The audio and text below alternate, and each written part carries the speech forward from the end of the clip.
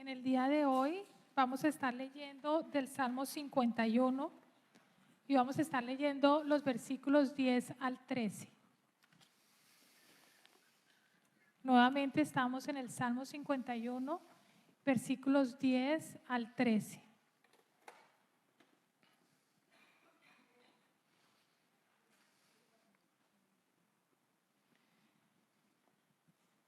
Crea en mí, oh Dios, un corazón limpio y renueva la firmeza de mi espíritu. No me alejes de tu presencia, ni me quites tu Santo Espíritu. Devuélveme la alegría de tu salvación, que un espíritu obediente me sostenga. Así enseñaré a los transgresores tus caminos, y a los pecadores se volverán a ti. Esta es la palabra de Dios para el pueblo de Dios. Amén. Oremos. Padre amado, te damos infinitas gracias por tu palabra. Ay, gracias, Señor, por darnos la oportunidad de adorarte, Señor, y poder estar aquí reunidos contigo, Padre. Te pedimos que nos enseñes, que abras nuestros corazones de tal manera que podamos ser transformados, y cuando salgamos del santuario entendamos algo que tú quieres que nosotros nos llevemos en nuestros espíritus, Señor. Ese es nuestro deseo. Igualmente te pido, Señor, que no diga nada de lo que tú no quieres que diga, Padre mío, que solo lo que tú quieres que se predique sea predicado. Oramos todo esto en el nombre de Jesús. Amén. Amén. Bueno, les voy a comentar una historia de un compañero nuestro de trabajo que llegó hace aproximadamente 25 años también al país. Fue trasladado también por la compañía como yo lo fui. Y él compró una casa en Spring. Hace 25 años Spring era un área totalmente, digamos, desolada, no construida como lo es hoy en día. Y nos comentaba que había animales, habían venados que podía ver todas las mañanas, habían hasta conejos, había todo tipo de animales. La verdad, una experiencia diferente comparada con lo de del país que nosotros veníamos. Él era colombiano también. Y lo simpático es que un día él estaba trabajando fuera de su casa en el jardín con su esposa, cuando de pronto vio que un animal entró por la casa porque la puerta estaba abierta. La puerta de la sala estaba abierta y en ese momento entró un animal. No se pudo dar cuenta qué tipo de animal era, pero el hecho es que entró y dijo, algo entró en la casa, y se fue con su esposa claramente a mirar qué había sido, qué tipo de animal sí había sido. Y siguiendo el rastro del animal, porque dejaba pedazos de tierra, se dieron cuenta que no estaba en la sala, había pasado la sala, había pasado lo que se llama el living room, no estaba en la cocina. Después se dieron cuenta que se había ido al cuarto, y no solamente al cuarto, sino había entrado al closet. Y cuando se dio cuenta qué tipo de animal era, se dio cuenta que era un zorrillo. O sea, un zorrillo, lo que se conoce en inglés como skunk. Es exactamente lo que había entrado en el closet de ellos, con toda su ropa, absolutamente toda su ropa. En Colombia, no sé en el país de ustedes si el zorrillo es conocido y han tenido un encuentro con él. Por lo menos en Colombia yo jamás he tenido un encuentro con un zorrillo. Y estuve investigando, y ese animal solo existe en América del Norte, o sea, aquí Estados Unidos, quizás Canadá y Central, pero no está en Latinoamérica, no está en nuestros países. Obviamente él dijo, bueno, voy a sacar a este animal, este bicho de acá. Tomó con su esposa lo que pudieron, escobas, y esto es verídico, y empezó a tratar de sacarlo. En ese momento, como ustedes saben, un zorrillo, en el momento que es amenazado por alguien, él emite un gas que es un olor supremamente desagradable. Quizás ustedes han manejado y han escuchado han olido, perdón, no escuchado ese olor cuando están caminando, manejando y un zorrillo quizás fue muerto, digamos, en la carretera. Ese olor todavía continúa. Ustedes no se imaginan lo que ocurrió en ese closet. Absolutamente todos los vestidos que ellos tenían, la ropa que él tenía en su piel, absolutamente el olor quedó impregnado. No solamente en el closet, cuando el animal finalmente iba saliendo, también en la sala, en los muebles. ¿Saben cuánto tarda ese olor en irse? Entre 15 a 21 días. 15 a 21 días para eliminar el olor. Ellos intentaron de todo. Se imaginan, ustedes se habrán preguntado qué hicieron. Todos los remedios, el remedio de la abuela, el remedio de todo tipo de cosas para tratar de limpiar, lavar la ropa, continuamente estar lavándola y tratando de echarse jabón, pero no fue posible eliminar el olor. Al siguiente día, cuando fue a trabajar, porque esto fue durante la semana, incluso había lavado su ropa, pensó que no olía, y les aseguro que por muchos días llegábamos a la oficina y decíamos: ¿a qué huele? Huele a skunk. Y efectivamente le decía, yo cuando confesó que le había pasado esto, y durante muchos días, la verdad, ese olor permanecía. Y traigo esta analogía porque es como el pecado. Para Dios, el pecado es como el olor de skunk o peor que eso. Es algo que repele, es algo que nos rompe la comunicación con Dios, es algo que nosotros nos rompe la posibilidad de estar en comunicación con el Padre. Es algo que Dios aborrece y lo sabemos bien, lo han escuchado ustedes, que Él aborrece el pecado. ¿Y por qué traemos estas nuevas series que se llaman Una Vida Consagrada? Justo una semana después de la Semana Santa. Porque es importante que si nosotros estuvimos conscientes y celebramos la muerte de nuestro Señor Jesucristo, que murió en la cruz por reemplazarte a ti, porque tú deberías haber estado en esa cruz. Si nosotros realmente entendemos lo que Él hizo por nosotros, nosotros deberíamos responder a una invitación de llevar una vida consagrada a Él, dedicada a Él. Porque como lo predicamos y lo vimos en la semana pasada, uno de los mensajes de la resurrección es no solamente que Dios está con nosotros, Emmanuel, sino adicionalmente que somos una nueva criatura en Cristo. El Espíritu de Dios está en nosotros y somos transformados en la persona que Él quiere que nosotros seamos. Es un proceso de transformación, es un poder divino que nos transforma, pero que el pecado no permite que esa transformación continúe. El pecado no permite que llevemos una vida consagrada. El pecado no libera ese poder transformador. Cierra ese poder de transformación. Puedes tener fe en Jesucristo, pero si realmente no entiendes si tienes realmente en tu corazón lo que Él hizo por ti, ese poder transformador no lo vas a poder experimentar. Y quizás tú digas: ¿por qué no he cambiado? Yo he estado en todo tipo de iglesias, en la iglesia católica, en la iglesia quizás protestante, he ido quizás a donde los presbiterianos, he ido quizás a donde los bautistas, pero no me transformo. ¿Por qué no te transformas? Porque no tienes una vida consagrada, porque tu conciencia no está alineada con la ley de Dios. Porque tu conciencia, y en tu conciencia llegó la mentira, y el pecado dejó de ser pecado como Dios ve el pecado. Y el mejor ejemplo que tenemos es el rey David. El mejor ejemplo que tenemos es el rey David, y acabamos de leer un salmo que él escribió. ¿Y por qué yo digo que el rey David? Porque David desde el principio fue una persona que se dedicó y se consagró a Dios, que entendió quién era Dios sin ni siquiera haber nacido el Mesías. Él entendió quién era Dios, él entendió ese poder que él tenía para él transformarse.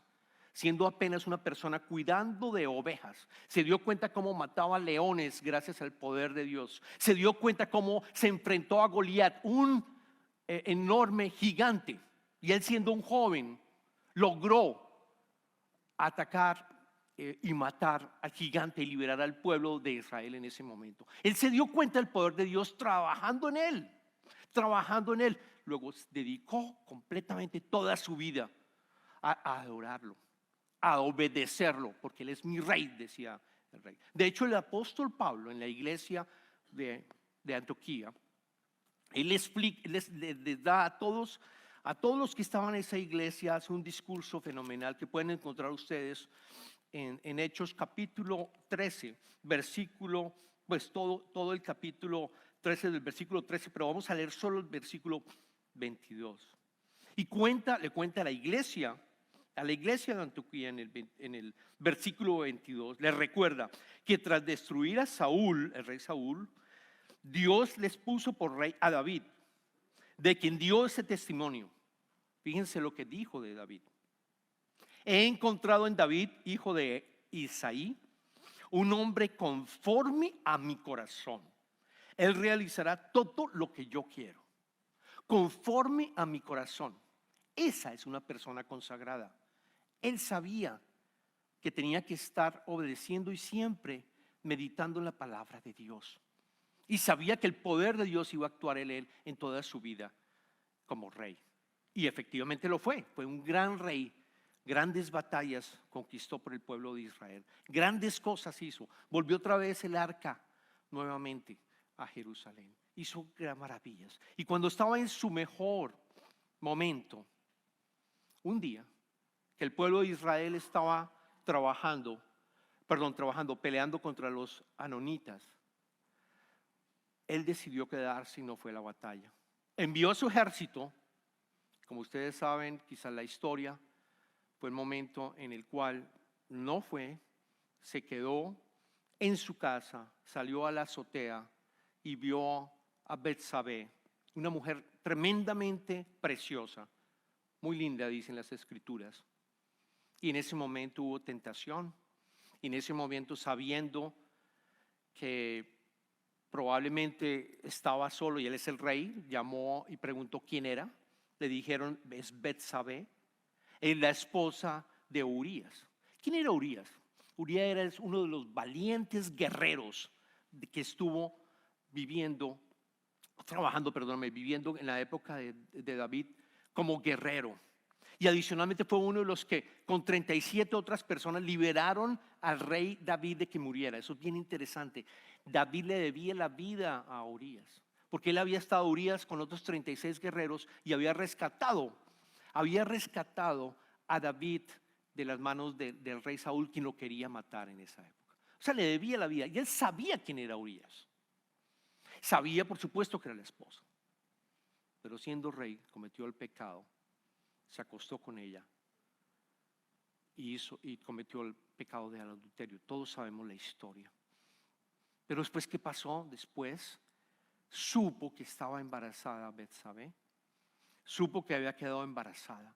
Y para tratar de cubrir el pecado, lo que se imaginó, como en esa época las guerras duraban semanas o incluso meses, la manera de cubrir ese pecado, voy a traer a Urías para que esté con su esposa. Y cuando nazca el niño, es el niño de él. Así que llama a Urías y empieza a hablar con él y le empieza a cuestionar acerca de cómo iba la guerra en ese momento. Y duró tanto tiempo cuestionándolo y preguntándole, bueno, ¿cómo va la guerra? ¿Cómo van las cosas? Que al final fue muy tarde. Le dijo, ¿por qué no te vas a tu casa? Te tomas un baño, estoy parafraseando, y te quedas con tu esposa. Y Urías, que es un hombre digno, dijo, no puedo hacer eso. ¿Cómo se te ocurre hacer eso, rey? Yo no puedo acostarme en mi casa cuando yo sé que el resto de los guerreros están durmiendo en el piso. Yo me quedo en el patio. Y así fue. Cuando David se dio cuenta que se había quedado allí la noche anterior, volvió otra vez a invitarlo. Y esa segunda vez lo invitó a un banquete. Y esa segunda vez le dio licor hasta el punto de llegar a emborrachecerlo, para que él finalmente pudiera estar con su esposa y cubrir su pecado. Al no suceder eso, porque no sucedió, ¿qué hace él? Lo asesina. Le dice a su jefe, a uno de sus jefes, vayan y lleven a Urías con otros al frente de la batalla. Y en el momento que sea más fuerte la batalla, retírense para que ellos mueran. O sea, cometió no solamente adulterio, sino también asesinato. El rey David, del que hemos venido hablando, asesinato. No solamente a Urías, sino también a los otros guerreros que estaban en ese momento. Y es cuando llega el profeta Natán. Dios envía al profeta Natán al rey David y da los mejores sermones que ustedes puedan haber escuchado. Porque el profeta Natán le dice a David, te voy a contar una historia. Habían dos personas, una persona muy rica con muchos rebaños, con muchos animales, y había una persona muy pobre que solo tenía una ovejita, una ovejita. Y para esa persona pobre era como su hija. Lo alimentaba a la ovejita del mismo plato que comía, lo dormía en sus brazos. Y un día llegó una persona a visitar a la persona que era muy rica. Y esa persona quiso hacer un banquete y lo que hizo fue tomar la ovejita de la persona pobre, la degolló y sirvió y sirvió a sus amigos que lo habían venido a visitar. ¿Qué harías tú, rey David? Inmediatamente el rey David se levanta. ¿Quién es esa persona que no tiene corazón? ¿Esa persona merece la muerte? No tiene absolutamente ninguna presentación? Merece la muerte. Y el profeta Natán le dice, esa persona eres tú, eres tú. Y en ese momento el rey David dice, he pecado. Reconoce su pecado. Y es parte de la vida consagrada, que nosotros ojalá tuviéramos Natanes que lleguen a nuestra vida y te digan, estás caminando por un mal camino. Tú dices ser un discípulo de Jesucristo y tú estás pecando.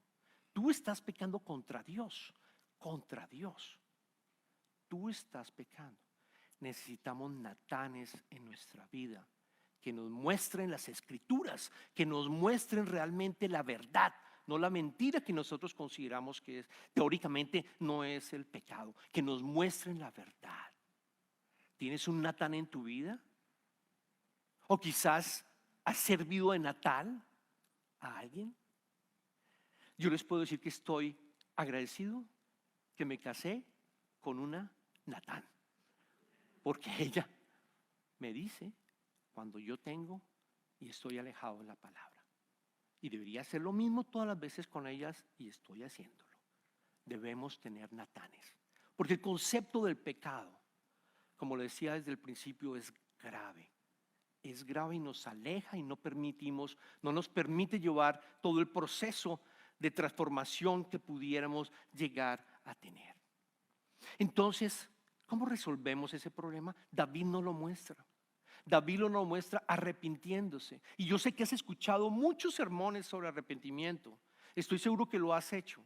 Pero yo quiero que aprendas cómo lo hizo David, porque a nadie nos ha enseñado cómo perdonar, cómo pedirle perdón a Dios. Yo creo que nadie nos enseña cómo debemos pedir perdón. Y David lo hace de una manera preciosa en este Salmo 51.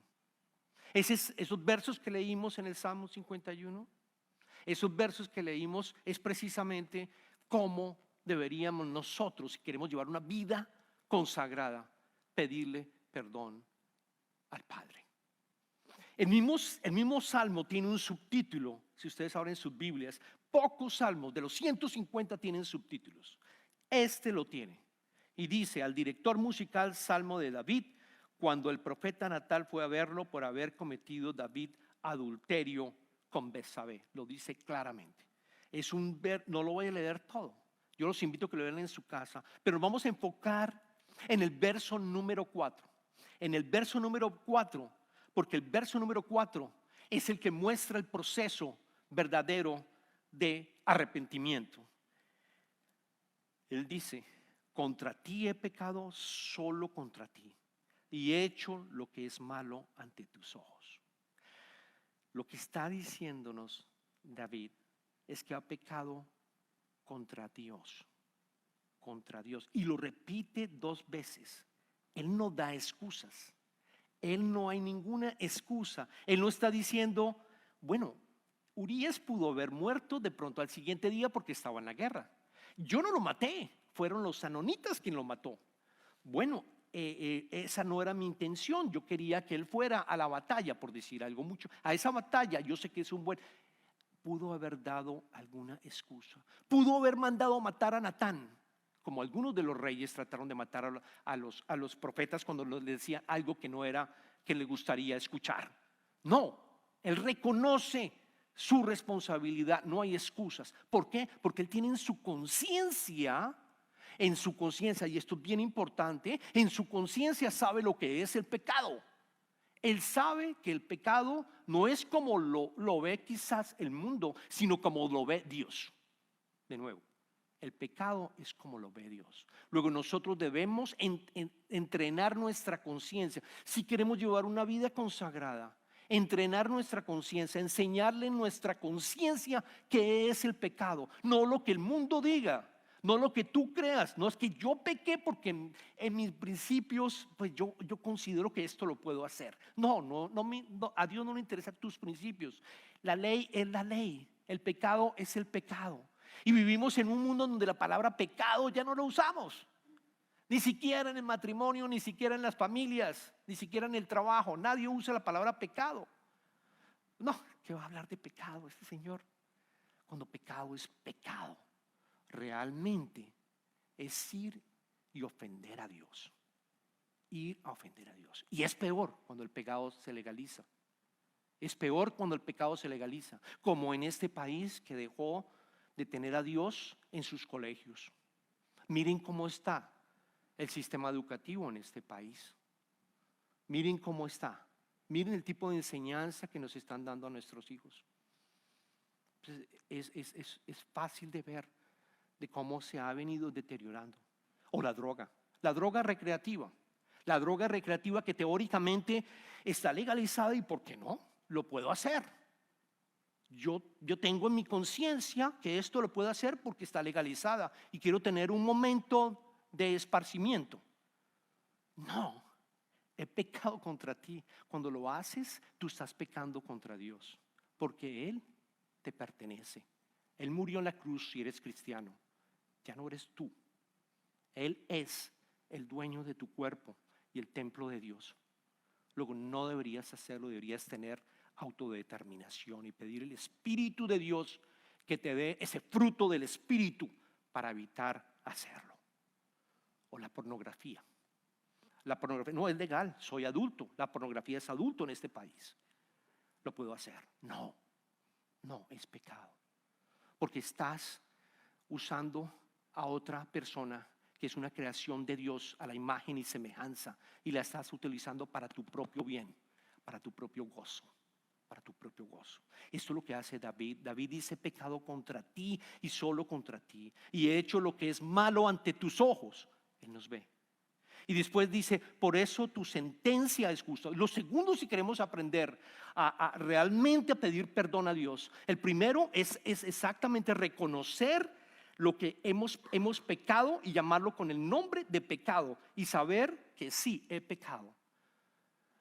Y la segunda es el segundo paso es reconocer también y aceptar la culpa. Aceptar la culpa, porque él dice: por eso tu sentencia es justa y tu juicio irreprochable.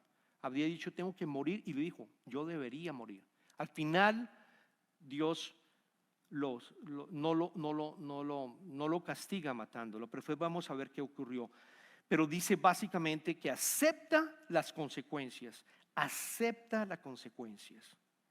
Y hay dos diferencias que quiero que te lleves cuando uno pide perdón. Perdón, no sino arrepentimiento ante el Señor. Porque si el castigo del pecado te aleja del pecado, no te estás transformando. De nuevo, voy a repetirlo. Si el castigo que yo pienso que me va a ocurrir, voy a robar, pero yo sé que voy a ir a la cárcel, yo sé que va a pasar esto, mejor no lo hago, no voy a, o de pronto no quiero llegar a hacerlo porque sé que esto me puede pasar, o de pronto el Señor me puede castigar también porque he pecado. Pero si el castigo lo que no te permite actuar y hacerlo, realmente no te estás transformando, no te estás transformando. Muchas personas, él pudo haber dicho: Señor, fui muy malo porque cometí adulterio, ese es el séptimo mandamiento y ahora me vas a castigar. Oh Señor, por favor, ten piedad de mí. Eso no es lo que David hace. David no pide misericordia por las consecuencias. David dice algo así: Señor, te he pisoteado y no me importan las consecuencias. Acepto las consecuencias, quiero amarte y honrarte y volver a estar contigo. Perdóname, Señor. Son dos tipos diferentes de arrepentimiento. De nuevo, tenemos que enseñarle a nuestra conciencia verdaderamente la ley de Dios a través de las Escrituras. Y segundo, entender que cada vez que pecamos, porque vamos a pecar, porque todavía estamos en un mundo roto, que nosotros, esa conciencia que está en llamas diciéndonos hemos pecado, o el Espíritu Santo que te dice realmente reconocer que hemos pecado ante Él, arrodillarnos y decirle hemos pecado ante Él, Señor. Y yo te pido, Señor, que las consecuencias que pudieran haber, las admito, Señor, pero no me abandones. Y entonces de esa manera hay transformación. Hay transformación. Allí hay transformación. Te vas transformando. Más adelante en el Salmo, en el verso número 10, está la oración que oímos al principio. Pero antes de mencionarles algo, yo quiero decirles que el pecado son como minas. Si quieres llevarlo de alguna manera más, como bombas, si quieres llevarlo de alguna manera más gráficas, como bombas que se colocan en tu corazón. Tú pecas y tú no haces el verdadero arrepentimiento ante Dios y esa bomba se queda allí como un potencial para estallar tarde que temprano. Y cuando tú tratas de cubrir tu pecado, entonces metes una bomba más grande, ¿o no? Que es lo que hizo David. Primero no pudo con el adulterio permitir que él estuviera con su esposa, y entonces termina después una bomba más grande y un pecado más grande que es el asesinato. Y va llenando tu corazón de bombas, de culpabilidad. Y así vayamos al psicólogo para tratar de que nos quite esa culpabilidad. Eso requiere intervención divina. Cuando tú te das cuenta efectivamente que has pecado contra Él y le pides perdón por tus pecados. Así que la oración que deberías hacer, una que te recomiendo, es del verso 10 al 13, que es preciosa, que fue las que escuchamos en el día de hoy y la dijimos en el día de hoy. Para que la coloques en tu mesita de noche. Y quizás al final de la noche, después de hacer un análisis de conciencia, hiciste algo, tú puedas pedirle perdón al Padre, diciéndole que efectivamente has perdonado, lo has ofendido, lo has pisoteado. Y después leer los versos 10 al 13. Voy a colocarlos verso al verso. ¿Qué le pide David después de haber pedido perdón? Crea en mí, oh Dios, un corazón limpio. Cuando hablo de crea, utiliza la palabra en hebreo que vemos en Génesis cuando se creó el universo, cuando se crearon absolutamente todo. Te está pidiendo transformación, David. Crea en mí, oh Dios, un corazón limpio de pecado, de culpabilidad, que tu sangre me cubra. Y renueva la firmeza de mi espíritu. Ese renueva la firmeza de espíritu es que nosotros tengamos la fortaleza para no volver a pecar. Que tengamos el fruto del espíritu para tener self-control, para tener autocontrol en nuestras vidas y podamos llevar una vida realmente consagrada, en donde el poder del Espíritu Santo nos puede ir transformando. Y después en el verso 11 dice, no me alejes de tu presencia, ni me quites tu Santo Espíritu. David quiere vivir en la presencia de Dios todo el tiempo. Todo el tiempo quiere vivir en la presencia de Dios. Y una vida consagrada es una invitación a vivir con Dios todo el tiempo. Dios con nosotros, Emmanuel, que lo miramos la semana pasada. Y después dice, devuélveme la alegría de tu salvación, que un espíritu obediente me sostenga. Ese espíritu obediente me sostenga, es el espíritu de Él. Que tengamos alegría de la salvación, de que nosotros sabemos y ya estamos disfrutando del reino de Dios, ya estamos disfrutando del cielo aquí en la tierra. Porque si yo camino con Él y yo hago un arrepentimiento de mis pecados, realmente sabiendo que lo ofendí a Él, el poder de tu espíritu está contigo y puedes caminar con Él, con transformación. Vas a ver milagros, como yo digo, en tu vida. Él no nos abandona.